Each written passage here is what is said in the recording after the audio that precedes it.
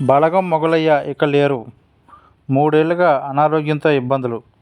బలగం సినిమాలో తోడుగా మాతో ఉండి పాట ద్వారా ప్రత్యేక గుర్తింపు. వరంగల్ జిల్లా దుగ్గొండి గ్రామంలో అంత్యక్రియలు.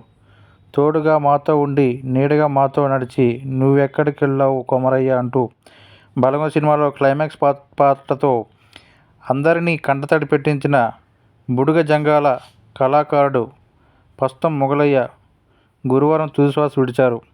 3 ఏళ్లుగా అనారోగ్యంతో బాధపడుతున్న జానపద యక్షగాన కళాకారుడు మొగలయ్య 4 రోజుల క్రితం అస్వస్థతకు గురికావడంతో భార్య కొమరమ్మ వరంగల్లోని సురక్ష ఆసుపత్రికి తీసుకొచ్చారు. గురువారం తెల్లవారుజామున పరిస్థితి విషమించడంతో ఎంజీఎం ఆసుపత్రికి తరలిస్తుండగా మార్గమధ్యంలో కన్నుమూశారు.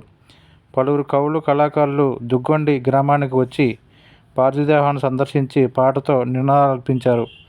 వేలాది మంది అశ్రునయనాల మధ్య మొగలయ్య అంత్యక్రియలకు కుమారుడు సుదర్శన్ పూర్తి చేశాడు. వరంగల్ జిల్లా దుగ్గొండికి చెందిన పస్తం మొగలయ్య 67, కొమరమ్మ దంపతులు గ్రామాల్లో శారదా కథలు చెబుతూ జీవనం సాగిస్తున్నారు. ఈ క్రమంలో బలగం సినిమాలోని చివరి ఘట్టంలో వచ్చే తోడుగా మాతో ఉండి అనే పాటను దర్శకుడు ఎల్దండి వేణు మొగలయ్య చేత పాడించారు.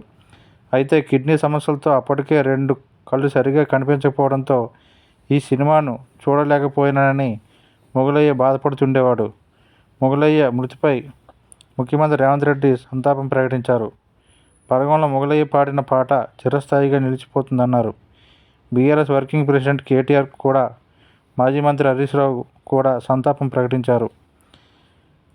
బలగం చివరిఘట్టం ఆవిష్కృతం. బలగం సినిమా చివరిఘట్టంలో మొగలయ్య, కొమరమ్మ భావోద్వేగంతో పాడిన పాటను అందరినీ కంటతడి పెట్టించాయి.